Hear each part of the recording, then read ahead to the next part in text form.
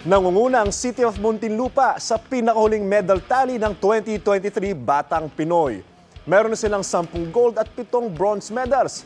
Sumunod naman sa kanila ang Quezon City na may 6 na gold, 2 silver at 5 bronze. Pasok din sa top 10 ang mga lungsod ng Zamboanga, Pasig, Baguio, Maynila, Bacolod, Navotas, Davao at Antipolo. Pasig naman ang nangunguna ngayon sa Philippine National Games. Meron silang 6 na gold, 8 silver at 10 bronze. Tatakbo hanggang December 22 ang parehong kompetisyon.